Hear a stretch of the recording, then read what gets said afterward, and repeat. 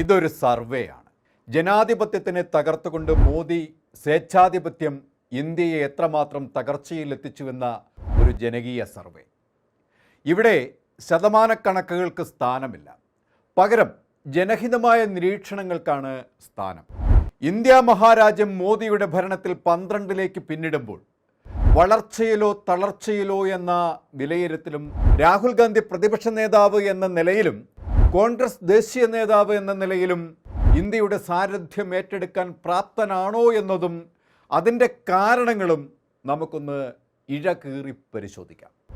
മോദി അധികാരത്തിൽ കയറിയ ആദ്യ ടേം മുതൽ രാഹുൽ ഗാന്ധിയെ ടാർഗറ്റ് ചെയ്തുകൊണ്ട് മോദി സ്തുതിപാഠകർ പപ്പു എന്നും അമുൽ ബേബി എന്നും പറഞ്ഞ് വ്യക്തിഹത്യ നടത്തി, രാഷ്ട്രീയ മര്യാദകളൊന്നും പാലിക്കാതെ പാർലമെൻറ്റിലടക്കം അവഹേളിച്ച് പ്രതിപക്ഷ നേതാവിൻ്റെ ആത്മവീര്യം തകർക്കാൻ സർവ്വസന്നാഹങ്ങളും ഒരുക്കിയ മോദിയുടെ പ്രഭാവത്തിനുമേൽ പക്ഷേ രാഹുൽ ഗാന്ധി മങ്ങലേൽപ്പിച്ചുകൊണ്ട് ആണിയടിക്കുകയായിരുന്നു.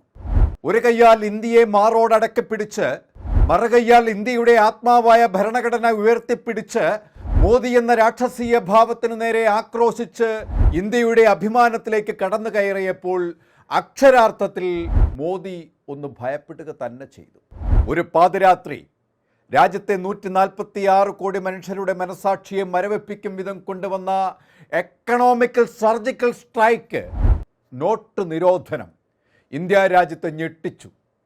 രാജ്യത്തിൻ്റെ സമ്പദ്ഘടനയ്ക്ക് നികത്താനാവാത്ത ആഘാതം തീർത്തുകൊണ്ട് ഒരു മുന്നറിയിപ്പുമില്ലാതെ നടപ്പാക്കിയ ആ തീരുമാനം ഇവിടുത്തെ സാധാരണക്കാരനെയാണ് ഏറെ ബാധിച്ചത്. മോദിയുടെ ആശ്രിതരായ ഉന്നതരായ അദാനി, അംബാനി, ധീരത് തുടങ്ങിയ ബഹുരാഷ്ട്ര കുത്തക മുതലാളിത്തങ്ങൾക്ക് മുൻകൂട്ടി അറിയിപ്പ് നൽകി അവരെ സുരക്ഷിത പാളയത്തിൽ എത്തിച്ചതിന് ശേഷമാണ് ഈ നടപടി. ഇന്ത്യയിലെ കള്ളപ്പണം വെളുപ്പിക്കുക എന്നതായിരുന്നു പറഞ്ഞു വച്ചിരുന്നത്. അങ്ങനെയെങ്കിൽ ഇന്ത്യയെ മുച്ചൂട് മുടിക്കാൻ പോന്ന മില്യൺ കോടികൾ കൊണ്ട് ഇന്ത്യ വിട്ട വമ്പൻ സ്രാവുകളെ തളയ്ക്കാൻ മോദിക്ക് ഇന്നുവരെ കഴിഞ്ഞോ?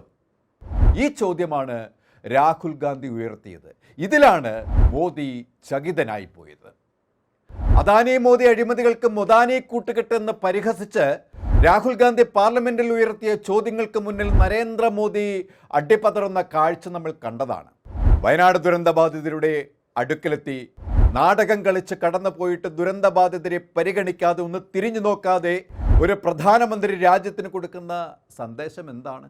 രാഷ്ട്രീയത്തിനപ്പുറം വർഗീയതയുടെ ദ്രംഷ്ടകളുമായി മോദിക്കാലം തീർക്കാൻ ഹിന്ദുത്വത്തിൻ്റെ അപ്പോസ്തലനായി സ്വയം അവതരിച്ച് ഒരു അവധൂതൻ്റെ കുപ്പായമെടുത്തണിയുകയായിരുന്നു മോദി. ചരിത്രമേറെ കഥ പറയുന്ന ബഹുസ്വരത നിലനിന്നിരുന്ന ഒരു രാജ്യം. ആ ഇന്ത്യയിൽ 1998 ഭാരതീയ ജനതാ പാർട്ടി അധികാരത്തിൽ വരികയും അടൽ ബിഹാരി വാജ്പേയിയുടെയും LK അദ്വാനിയുടെയും ഭരണത്തിൽ രാജ്യത്ത് ബഹുസ്വരത നിലനിർത്തിക്കൊണ്ട് എല്ലാവരെയും ചേർത്ത് നിർത്തി ഇന്ത്യയുടെ കീർത്തി വാനോളം ഉയർത്തിയ കാലത്തു നിന്നും ഇന്ന് മോദി അതേ ഭാരത ജനതാ പാർട്ടിയുടെ തണലിൽ അധികാരം കൈയാളുമ്പോൾ പക്ഷേ ആ ബഹുസ്വരതയും അഖണ്ഡതയും നാനാത്വത്തിൽ ഏകത്വവും ചവറ്റുകൊട്ടയിൽ നിക്ഷേപിച്ച് RSS എന്ന വർഗീയ സംഘടനയുടെ അപ്രമാദിത്വത്തിന് കീഴിൽ ഇന്ത്യയെ വർഗീയ പാളയത്തിൽ മുഴുവനായും കൊണ്ടെത്തിച്ച് RSS വരയ്ക്കുന്ന വരയ്ക്കിപ്പുറം പോകാതെ ഇന്ത്യൻ ഭരണഘടനയെ തളച്ചിടുന്നത് കണ്ട് സഹിക്കാൻ കഴിയാതെ രാഹുൽ ഗാന്ധി ശബ്ദമുയർത്തി പോകുകയാണ്. അതെ, രാഹുലിൻ്റെ ആ ശബ്ദത്തിന് ഒരു കാരിരുമ്പിൻ്റെ ശക്തിയുണ്ട്. മോദിയുടെ അഴിമതിയുടെ, അവഗണനയുടെ, ചവിട്ടുമെതിക്കലിൻ്റെ, ജനാധിപത്യ ധ്വംസനത്തിൻ്റെ, ചരിത്രം മാറ്റി എഴുതലിൻ്റെ, രാജ്യത്തെ അതിർത്തി തൂക്കി വിൽക്കുന്നതിൻ്റെ, വിദേശ അടിയറവിലൊക്കെ കോരുത്ത ഒരു ഘോഷയാത്രയുടെ നീളമുണ്ടായിരുന്നു മോദിയുടെ ഭരണത്തിന്. 2.5 വർഷക്കാലമായി നിലനിന്നിരുന്ന മണിപ്പൂർ കലാപം പ്രധാനമന്ത്രി കണ്ടില്ലെന്ന് നടിക്കുകയും വിഹലതയോടെ കഴിയുന്ന ആ കലാപഭൂമി ഒന്ന് സന്ദർശിക്കുക പോലും ചെയ്യാൻ മടി കാണിച്ചു. എന്നിട്ട് അവസാനം ഒരു പേരിന് ഒരു സന്ദർശനവും, അതിന് അവിടെ ജനം കൊടുത്ത മറുപടിയും മോദി പ്രഭാവത്തിൻ്റെ മങ്ങലായിരുന്നു. അവിടെ ഇക്കാലം അത്രയും BJP ഊതിക്കത്തിച്ച തീയായിരുന്നു അവിടെ കത്തിപ്പാളി പടർന്നത്. അതാണ് രാഹുൽ ഗാന്ധി എണ്ണി രാജ്യത്തിൻ്റെ നടുമുറ്റത്ത് നിരത്തിയിട്ട് ചോദ്യങ്ങൾ ഉയർത്തിയത്. അപ്പോഴും രാജ്യത്തിൻ്റെ പ്രധാനമന്ത്രി മൗനത്തിൻ്റെ വാത്മീകത്തിൽ കയറി തപസ്സിരിക്കുകയായിരുന്നു. പ്രതിപക്ഷത്തിൻ്റെ ചോദ്യങ്ങൾക്ക് ഉത്തരമില്ലാതെ രാജ്യത്ത് സംഭവിക്കുന്ന ദുരന്തങ്ങൾക്കോ കലാപങ്ങൾക്കോ പ്രതിഷേധങ്ങൾക്കോ മുഖം കൊടുക്കാതെ എന്തിനേറെ പറയുന്നു മാധ്യമങ്ങൾക്ക് പോലും മുഖം കൊടുക്കാതെ ഇക്കാലം അത്രയും മോദി സമ്പന്നരുടെ അടുക്കളപ്പുറത്ത് ചടഞ്ഞിരിക്കുന്ന അവസ്ഥ എത്ര ദയനീയമാണ്.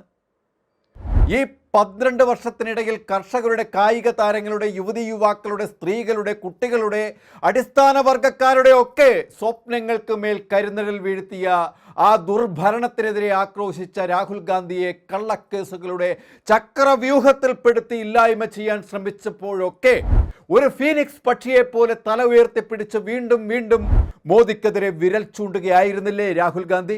സത്യത്തിൽ മോദി ഭയക്കുന്നത് ആരെയാണ്? രാഹുൽ ഗാന്ധി എന്ന പ്രതിപക്ഷ നേതാവിനെയല്ലേ? അതെന്തുകൊണ്ടാണ്? സത്യത്തിൻ്റെ കനൽക്കട്ടയിൽ ചവിട്ടി നിന്ന് രാഹുൽ അധർമ്മത്തിൻ്റെ അധർവദേവനായ മോദിയുടെ കുതന്ത്രങ്ങളെ തുറന്നു കാട്ടുന്നത് കൊണ്ടല്ലേ? സ്വന്തം രാജ്യത്തിനെ ട്രംപിൻ്റെ അടുക്കളപ്പുറത്ത് കൊണ്ടിട്ട് നാണം കെടുത്തിയ മോദി അടിയറവ് വെച്ചത് ഇന്ത്യൻ ജനതയുടെ ആത്മാഭിമാനത്തെയാണ്. ട്രംപ് ഇന്ത്യക്ക് മേൽ വീണ്ടും വീണ്ടും തീരുവ സമ്മർദ്ദം കൊണ്ട് വ്യാപാര യുദ്ധം പ്രഖ്യാപിച്ചപ്പോൾ മൗനം പുകിയത് എന്തിനായിരുന്നു എന്നാണ് രാഹുൽ ചോദിക്കുന്നത്. ഇന്ത്യയുടെ 2000 ചതുരശ്ര കിലോമീറ്റർ ഇന്ത്യൻ ഭൂപ്രദേശം ചൈന അനധികൃതമായി കയ്യേറി. ഇന്ത്യയുടെ മണ്ണ് മാന്തിയെടുത്ത് അതിർത്തിക്ക് വിസ്തൃതി കൂട്ടുന്ന ചൈനയെ പ്രതിരോധിക്കാൻ മോദിക്ക് ഭയമെങ്കിൽ പ്രധാനമന്ത്രി കസേരയിലിരിക്കാൻ മോദിക്ക് ഒരു അവകാശവുമില്ല എന്നാണ് രാഹുൽ ഗാന്ധി തുറന്നടിക്കുന്നത്. EDയെയും ഇലക്ഷൻ കമ്മീഷനെയും അടക്കം തങ്ങളുടെ ചേരിയിലാക്കി ഇലക്ഷൻ പ്രക്രിയകൾ അട്ടിമറിക്കാനും തങ്ങളുടെ അധികാര കസേര ഉറപ്പിക്കുവാനുമായുള്ള വിവിധ സംസ്ഥാനങ്ങളിൽ നടത്തിയ വോട്ട് കൊള്ള പുറത്തു കൊണ്ടുവന്നതോടെ രാഹുൽ ഗാന്ധിയെ തങ്ങളുടെ സ്വാധീനം ഉപയോഗിച്ച് രാജ്യത്തിൻ്റെ വിവിധ കോണുകളിൽ നിന്നും ജീവന് പോലും ഭീഷണിയുടെ സ്വരം ഉയർത്തിയപ്പോൾ അതിനെയൊക്കെ തൃണവൽക്കരിച്ച് രാഹുൽ ഗാന്ധി രാജ്യത്തിനു വേണ്ടി നിലകൊണ്ടു. ഇന്നിപ്പോൾ ബീഹാർ തെരഞ്ഞെടുപ്പിന് മുന്നോടിയായി വോട്ട് ബാങ്ക് മാത്രം ലക്ഷ്യം വെച്ച് കൊണ്ടുവന്ന GST പരിഷ്കരണം ജനത്തിനെയും കച്ചവട സ്ഥാപനങ്ങളെയും പ്രതിസന്ധിയിലാക്കിയിരിക്കുകയാണ്. രാഹുൽ GST പരിഷ്കരണം ആവശ്യമാണ് എന്ന് മുന്നേ പറഞ്ഞതാണ്. 5 സ്ലാബുകൾക്കെതിരെയാണ് അന്ന് രാഹുൽ ശബ്ദമുയർത്തിയത്. ഇന്നിപ്പോൾ അന്ന് രാഹുൽ പറഞ്ഞതിലേക്ക് അടുക്കുകയാണ്. രാഹുൽ അതിനെ മാനിക്കാതെ ഇപ്പോഴിതാ ഒരു ഫ്രോഡ് GST പരിഷ്കരണം നടപ്പിലാക്കിയിരിക്കുന്നു. ഇത് ആർക്കാണ് ഗുണം ചെയ്യുക? ഇന്നും വ്യക്തമാവാതെ കച്ചവടക്കാരനും ഉപഭോക്താവും തമ്മിൽ തർക്കത്തിലേർപ്പെടുകയും സംഘർഷമുണ്ടാവുകയും ചെയ്യുന്ന അവസ്ഥയിലേക്ക് GST പരിഷ്കരണത്തിലൂടെ കേന്ദ്ര സർക്കാർ എത്തിക്കഴിഞ്ഞു. ഇതിനെയൊക്കെ നഖശിഖാന്തം എതിർത്ത് അതിന്മേലുള്ള നിരന്തര ചോദ്യങ്ങൾ ഉയർത്തുകയാണ് രാഹുൽ ഗാന്ധി. ഇങ്ങനെ രാജ്യത്തിനെ ബാധിക്കുന്ന മർമ്മപ്രധാനമായ ചോദ്യങ്ങളെ ഒന്നും നേരിടാനാവാതെ മടയിൽ ഒളിച്ചിരിക്കുന്ന മോദി പാർലമെന്റ് കൂടുമ്പോൾ പലപ്പോഴും അവിടേക്കൊന്ന് തിരിഞ്ഞു നോക്കാൻ പോലും തുനിയാറില്ല. പലപ്പോഴും ആ സമയത്ത് അദ്ദേഹം തൻ്റെ കർത്തവ്യം മറന്ന് വിദേശത്തായിരിക്കുകയും ചെയ്യും.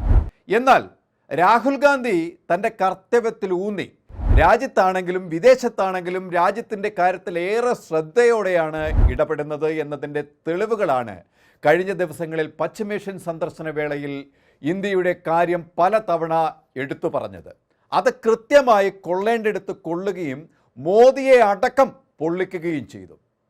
ഭാരത് ജോഡോ യാത്ര കൊണ്ടും വോട്ടധികാർ യാത്ര കൊണ്ടും ക്രിയാത്മക ജനകീയ മുന്നേറ്റത്തിലൂടെ സമരകാഹളം മുഴക്കി രാജ്യത്ത് രക്ഷയുടെ കവചം തീർക്കാൻ നിരന്തര പോരാട്ടങ്ങളിൽ ഏർപ്പെടുമ്പോൾ അഴിമതിക്കും ദുർഭരണത്തിനും രാജ്യരക്ഷയ്ക്കും ഭരണഘടനാ സംരക്ഷണത്തിനുമായി നിരന്തരം പോരാടുമ്പോൾ മറുഭാഗത്ത് മോദി എന്ന പ്രധാനമന്ത്രി കാണിച്ചു കൂട്ടുന്ന ഒരു തരത്തിലും അംഗീകരിക്കാൻ കഴിയാത്ത പ്രവർത്തികൾക്കെതിരെയാണ് രാഹുൽ ഗാന്ധി ഇവിടെ ശബ്ദമുയർത്തിക്കൊണ്ടേയിരിക്കുന്നത്.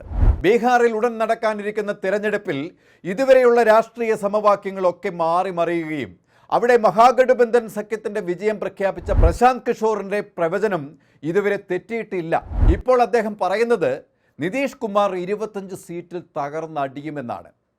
ഇങ്ങനെ മാറ്റത്തിൻ്റെ കാറ്റ് ബീഹാറിൽ തുടങ്ങി രാജ്യത്താകമാനം വീശിയടിക്കുമ്പോൾ അത് കേന്ദ്ര അധികാര കസേര അടുത്ത തവണ ആരിലേക്ക് എത്തും എന്നതും നിർണ്ണയിക്കുന്ന ഒരു തിരഞ്ഞെടുപ്പായിരിക്കും. രാഹുൽ ഗാന്ധി ബീഹാറിൽ നടത്തിയ വോട്ടധികാർ യാത്രയുടെ തീവ്രതയാണ് അവിടെ അടിയൊഴുക്കുകൾ തീർത്തതും NDAയെ തകർത്ത് മഹാഗഠബന്ധൻ വിജയത്തിലേക്ക് കുതിക്കുന്നതും അത് മോദിയെ തകർച്ചയിലേക്ക് എത്തിക്കുന്നതും. ഇങ്ങനെ മോദിയും രാഹുലും തമ്മിൽ വൈരുദ്ധ്യങ്ങളുടെ ലോകത്ത് നിറഞ്ഞാടുമ്പോൾ പക്ഷേ രാഹുൽ ഗാന്ധി ഇരിക്കുന്ന തട്ട് താഴ്ന്നു തന്നെ ഇരിക്കും. കാരണം നീതിയാണ് തുലാസിൽ ജനപക്ഷത്തിരിക്കുന്നത്. കണ്ണു മൂടിക്കെട്ടിയ നീതിദേവതയ്ക്കറിയാം ധർമ്മത്തിൻ്റെ തട്ടിൽ നീതിയുടെ കനം കാണുമെന്ന്. ആ നീതിദേവൻ രാഹുൽ ഗാന്ധിയാണ് എന്നും ഇന്ത്യയുടെ രക്ഷാദൗത്യത്തിന് മുൻനിരയിൽ നിന്നും ഭാരത് മാതാ കി എന്ന് രാഹുൽ ഗാന്ധി ഉറച്ചു പറയുമ്പോൾ ജനകോടികൾ ആർത്തലച്ച് ജയ് ഹിന്ദ് എന്ന് പറഞ്ഞ് രാഹുൽ ഗാന്ധിക്ക് പിന്നിൽ അണിനിരക്കും. ഇവിടെ പുതിയ ഇന്ത്യ പുനർജനിക്കും, ജനാധിപത്യത്തിൻ്റെ സുരക്ഷിത ഇന്ത്യ. കൂടുതൽ വാർത്തകൾക്കും വിശേഷങ്ങൾക്കും ഞങ്ങളുടെ channel like, share and subscribe ചെയ്യുക. കൂടാതെ സബ്സ്ക്രൈബ് ബട്ടണിലെ ബെല്ലൈക്കൺ എനേബിൾ ചെയ്യാനും മറക്കരുത്.